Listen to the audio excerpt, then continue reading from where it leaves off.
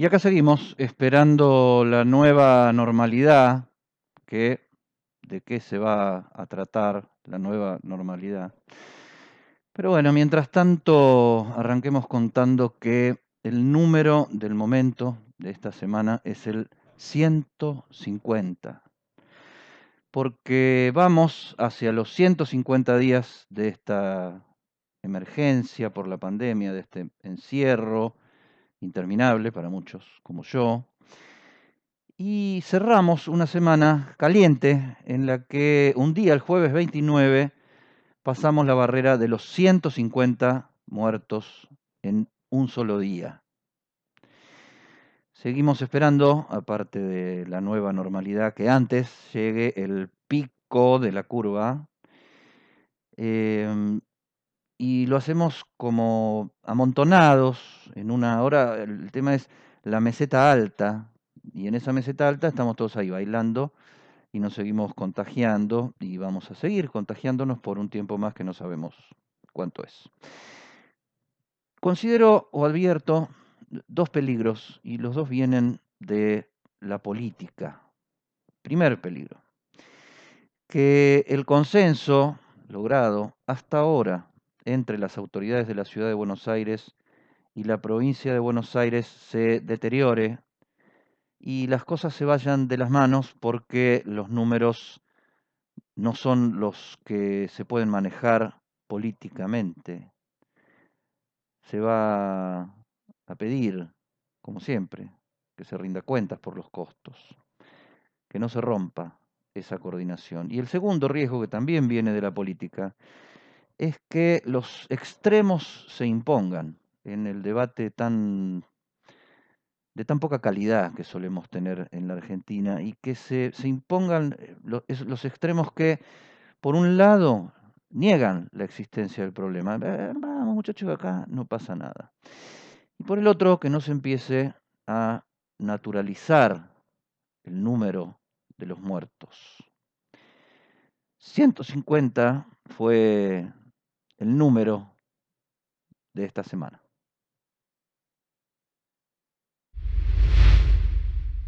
El Frente de Todos es un artefacto de poder que funciona como un sistema de controles múltiples, donde todos se supervisan a todos y entre sí. Es una especie de tablero eléctrico con sus disyuntores y sus térmicas, donde todos están atentos a que todo fluya sin que vuele por el aire. El poder institucional está repartido con bastante equilibrio y en cuanto a lo territorial, lo que pesa el peronismo, todo lo que pesa el peronismo no kirchnerista en las provincias, lo contrapesa, al menos por ahora, el kirchnerismo en el Gran Buenos Aires. El territorio grande para los caciques peronistas del interior, el territorio pequeño, pero la mayor densidad de población y de votos para el kirchnerismo. El presidente dejó el albertismo, la construcción propia, como una construcción difusa, como un veremos para más adelante. Ahora le quema el presente. Pandemia y crisis, más el pescado de la deuda externa sin vender, no dan lugar a más interna que la de algunos indisciplinados, que, como las brujas, los hay. Desde abril, fue casi por casualidad, pero desde abril funciona en Olivos algo mucho más pesado que el gabinete de ministros del gobierno. A veces a cenar y otras veces a almorzar. Todos los martes se juntan el presidente Alberto Fernández, Sergio Massa, presidente de la Cámara de Diputados, Máximo Kirchner, presidente del bloque de diputados oficialistas, Santiago Cafiero, jefe de gabinete, y Guado de Pedro, ministro del Interior. En esa mesa chica, donde numéricamente mandan los jóvenes brillantes del gobierno, está representada la política pura del oficialismo. La gran novedad sigue siendo el gran peso político que adquirió el hijo de Néstor y Cristina, que incluso, según cuentan desde adentro, desde la propia mesa de los cinco, muchas veces Máximo suele estar más de acuerdo con el presidente que con su propia madre y jefa política. La tercera pata fuerte de la mesa es Sergio Massa, cada vez más cómodo, sin demasiada exposición, pero como garante del equilibrio interno, lo que le da mucha perspectiva hacia adelante según su propia visión. Es posible que mañana, que es martes, no haya encuentro ni para almorzar ni para cenar. Al cierre de esta columna no está definido todavía. ¿De qué depende? Todo va a depender de la agenda extra que demande el ingreso del proyecto de reforma judicial al Congreso de la Nación vía Cámara de Senadores. La noticia en cuanto al proyecto de reforma judicial a estas horas es que la ampliación de la Corte no va a ser de la partida, así se lo acordó en la mesa chica, así lo redactó el presidente con su ministra de Justicia y su secretaria de Legal y Técnica, y se lo acordó también previamente con la mayoría peronista de la Corte Suprema de Justicia. La idea es no hacer más olas de lo que tolera este momento, demasiado delicado, por supuesto. Diego, Eddie, ¿cómo te va? Hola, Déjame que vuelva un cachitito para atrás al tema de la pandemia, porque mañana hay reunión, tengo entendido, creo que a la mañana, esta vez le toca a Horacio Rodríguez Larreta ir para La Plata, pero antes de la reunión y los detalles que puedas dar como anticipo, uno llega a esta hora, casi ya al final del día, a la medianoche, con mucha información que va saliendo todo el tiempo, y muy preocupado porque yo estoy notando que hay una poco sutil diferencia entre el discurso de la ciudad y la provincia, después de haber caminado bastante juntos durante mucho tiempo, en cuanto a la meseta alta tal vez bajando y en cuanto al borde del colapso desde la provincia. Y después uno escucha, y esto es información del día, médicos del Durán, que así como la semana pasada eran del Santoyani en la capital, diciendo que están a tope y con el personal estresadísimo. Lo mismo dice la Asociación de Terapias Intensivas. Y después dos grandes centros sanitarios que están muy cerca de la ciudad, como el Hospital Posadas o el Hospital de San Martín, que están al 100% también en las terapias intensivas. Entonces, ¿estamos en el colapso? ¿No lo estamos? ¿Cuáles son los números que van a intercambiar mañana en la reunión de Horacio Rodríguez Larreta y Kicillof? Primero déjame decirte algo. Uno no puede tomar la situación de cama de terapia intensiva por un hospital u otro hospital. Porque nosotros en la Ciudad de Buenos Aires, como ustedes saben, tenemos 34 hospitales públicos. Y de los 34 hospitales públicos, pudiste haber tenido una situación en el Santoyani. En el Durán yo estuve el jueves pasado, estuve con el director del Durán y recorrí la nueva terapia, las nuevas camas de terapia que pusimos con los terapistas, que son 18 camas nuevas, y el jueves pasado se habían liberado 9 camas, o sea, tenías 18 más 9. Y vos lo que vas haciendo en la región, en nuestra región, digo, en la Ciudad de Buenos Aires, vas derivando en el resto del sistema para ir haciendo una ocupación clara, prolija y transparente de las camas de terapia intensiva. Yo te vuelvo a decir, a hoy, nosotros sobre 450 camas de terapia intensiva en la región de la Ciudad de Buenos Aires. Y sus hospitales públicos, de 450 camas están ocupadas 275. Ese es el número a hoy, 21 horas del día de hoy. Entonces, 61%. Esa es la situación que tenemos hoy. Nunca, por lo menos yo creo que nunca vi una diferencia tan grande de puntos de vista dentro de un mismo partido entre la gente que le toca estar gobernando y la gente que no le toca estar gobernando, tomando decisiones. Entiendo que tiene que ver con una situación dramática como una pandemia, pero ¿cómo se expresa esto puertas para adentro? Sé que no me vas a contar toda la verdad, pero ¿cómo se expresa en el volumen de la discusión esto puertas para adentro? Porque los que están gobernando están opinando de una manera y en un tenor, y los que no están gobernando a veces dicen, se van al pasto con barbaridades espantosas, ¿no?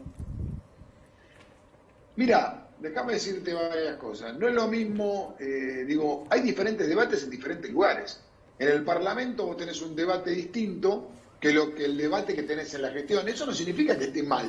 Eso significa que hay un debate distinto. Hay leyes que se tratan, hay leyes que van en función de decisiones que toma el Poder Ejecutivo que se deben tratar en el Parlamento o visiones que tiene el Parlamento respecto de un montón de temáticas. Entonces, ahí tenés un debate diferencial o diferenciado, distinto, que acompaña también decisiones del Ejecutivo. Entonces, cuando nosotros le pedimos a la legislatura que sancione la ley de emergencia económica, es para entender que todos los recursos los tenemos que destinar a la pandemia. Cuando nosotros le pedimos la ley de emergencia sanitaria, porque nosotros teníamos que reforzar en estos 130 días todo el sistema público, que ya es vasto en la Ciudad de Buenos Aires, o importante, gracias a Dios, tuvimos la suerte, dentro de lo malo, de el tiempo nos permitió prepararnos mucho mejor de lo que estábamos, que ya teníamos un muy buen sistema. Entonces digo, tenés diferentes visiones y eso está bien. La diversidad existe en todos los espacios. O acompañando o sacando gente a la calle cuando lo que vos estás diciendo es que la gente no salga. En todos lados hay diferentes visiones. Yo así como digo, no salgamos ¿cómo se llama? Lo que sucedió uno de los fines de semana, porque tenemos riesgo de contagio. También dije un montón de manifestaciones, no es el momento de las manifestaciones, sí es el momento de buscar las reuniones, porque también hay posibilidad de contagios en otras manifestaciones. Entonces, soy igual en cada una de ellas, he planteado lo mismo en cada una de ellas, entendiendo que todas las manifestaciones que tienden a paliar o tratar de luchar por necesidad de la persona, las podemos llevar de la misma manera a la sede del Ministerio de Desarrollo Social o a las áreas competentes, depende del reclamo. Santini, pero me parece que en este momento ninguna manifestación contribuye a el aislamiento, a cuidarnos, a mantenernos de alguna manera, que no tenemos vacuna ni tratamiento hasta que ella llegue, cuidarnos de la mejor manera posible y evitar más contagios. ¿Cuántas veces dijimos que en este país la realidad supera a la ficción? Bueno, yo creo que si la Argentina fuera una película, Polka, la productora de Adrián Suar, debería llamarse Comodoro Pi.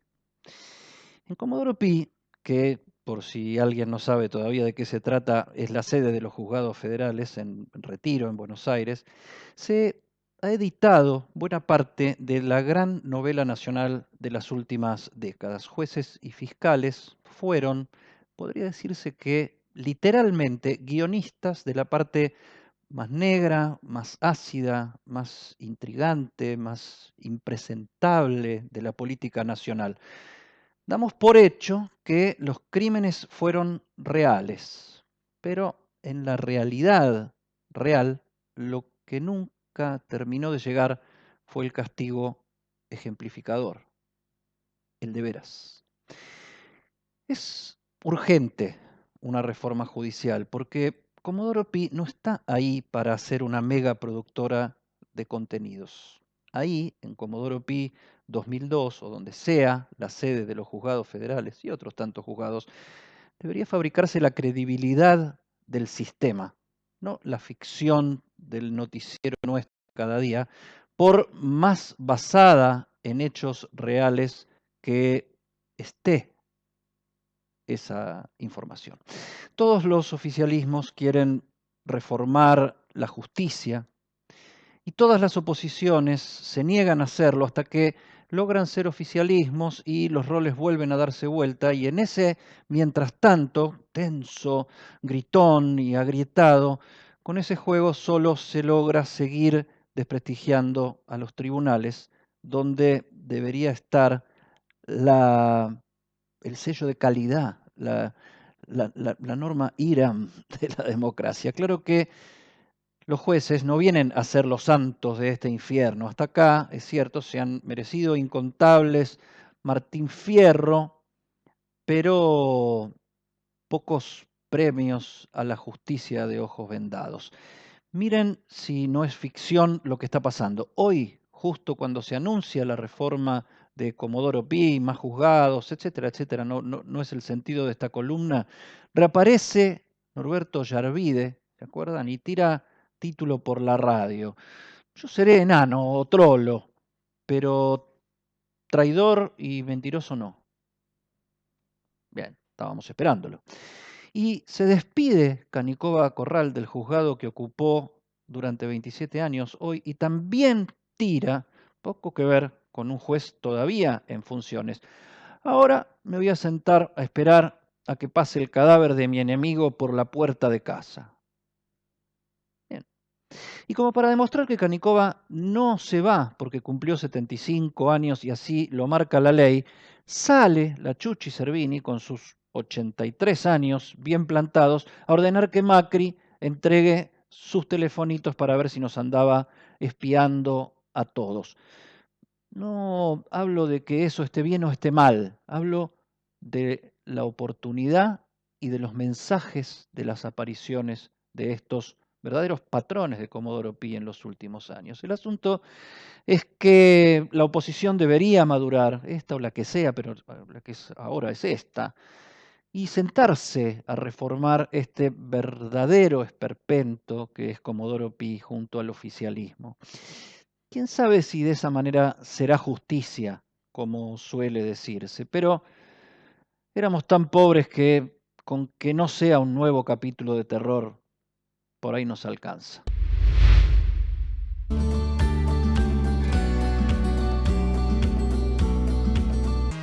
Conoce los canales alternativos de Banco Provincia y realiza tus operaciones de forma rápida y segura desde donde estés. Banca Internet Provincia VIP, VIP Móvil, cajeros automáticos, Extra Cash, punto efectivo y cuenta DNI. Conoce más en bancoprovincia.com.ar. Si tuviste COVID-19, podés ayudar a salvar vidas. Dona tu plasma. Legislatura de la Ciudad Autónoma de Buenos Aires. El plan Detectar está llegando a cada barrio de la ciudad. Estamos haciendo una búsqueda activa de nuevos casos para identificarlos y resguardarlos. Así, estamos anticipándonos y cortando la cadena de contagio. Cuidarte es cuidarnos. Buenos Aires Ciudad. A propósito de los temas que dominaron la agenda de esta semana que pasó, entre los que al principio decíamos el número fue el 150, por los días que llevamos de encierro, por el número de muertos que superamos el jueves.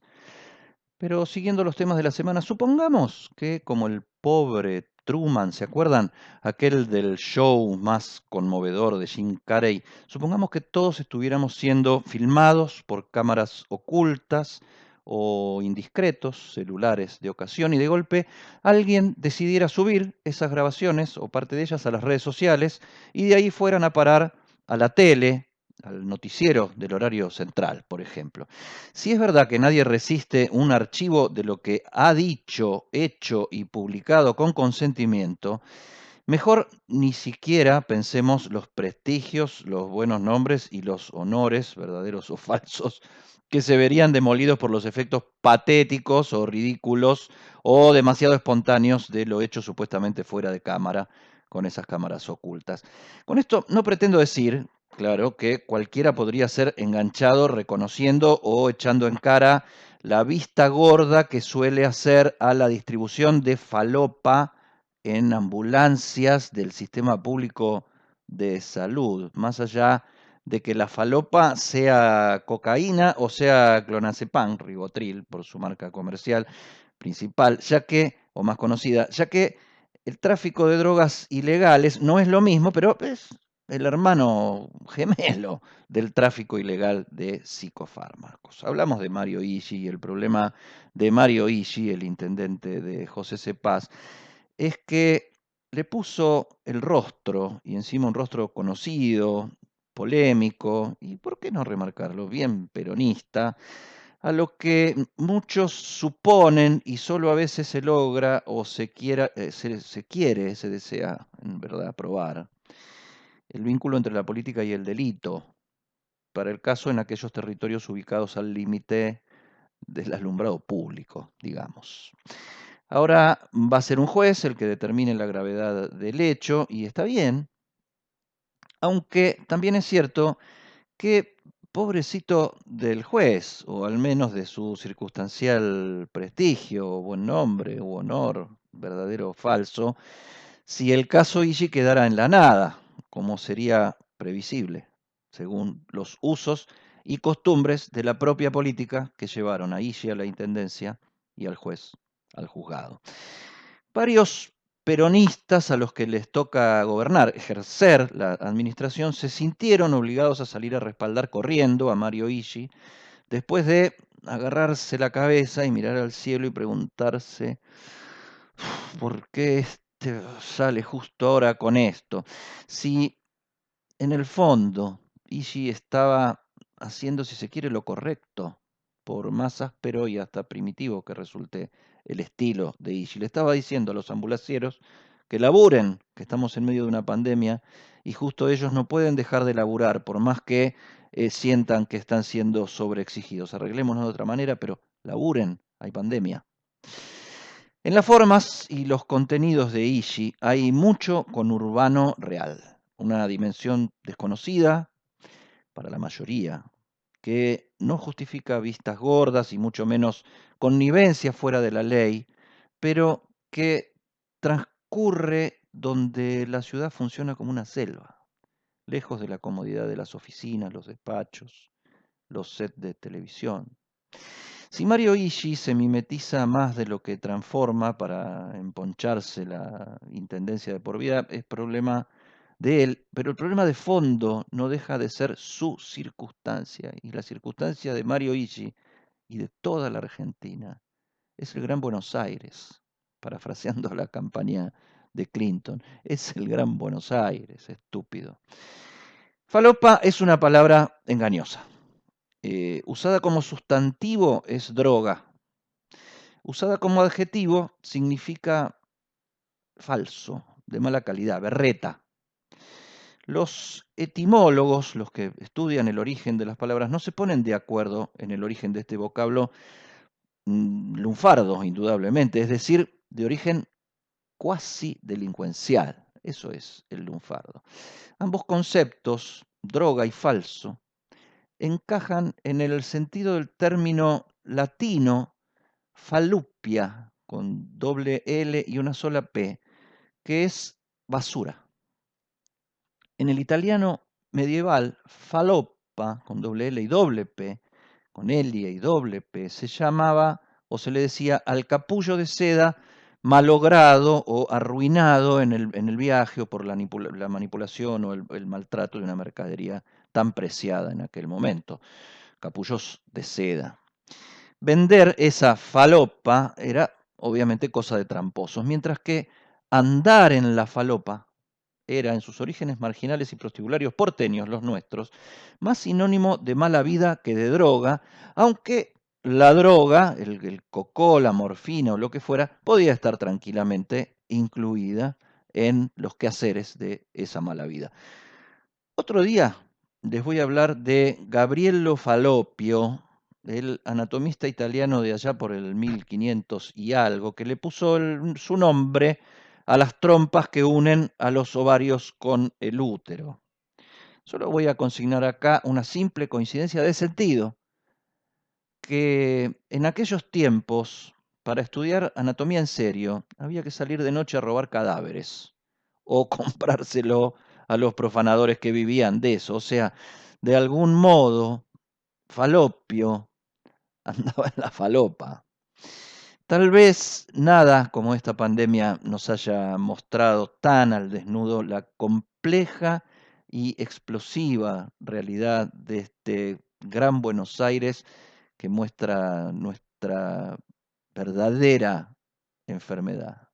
Ese gran Buenos Aires donde corre la falopa como agua y hace agua esta democracia tan falopa.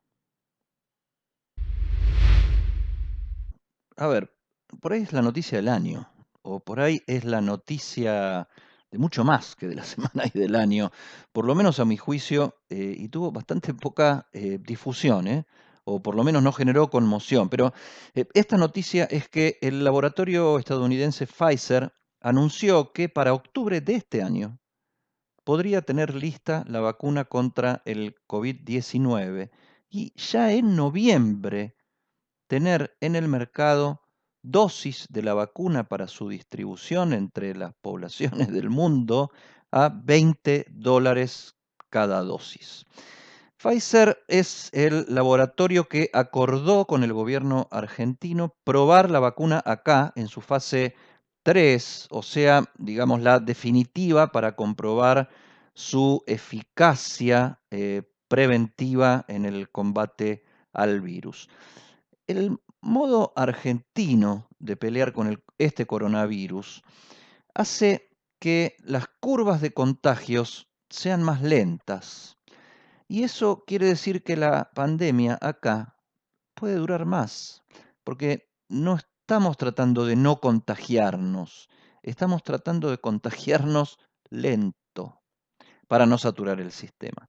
Mientras que en otros lados la vacuna va a llegar cuando la primera gran ola de contagios ya haya pasado y nosotros nos va a agarrar tal vez a mitad de camino. O sea, vamos a estar entre los que más vacunas pueden llegar a necesitar cuando esté lista la vacuna, pero vamos a estar entre los que menos plata vamos a tener para salir a comprar vacunas, porque la cuarentena en esta modalidad tiene costos enormes, como en todos lados, pero particularmente demoledores desde el punto de vista económico. Por eso está muy bien haber hecho ese acuerdo con el laboratorio Pfizer, que además de incluir miles de voluntarios para hacerse pinchar, algunos de ellos con cosas que no son la vacuna, para también evaluar las reacciones hipocondríacas al producto.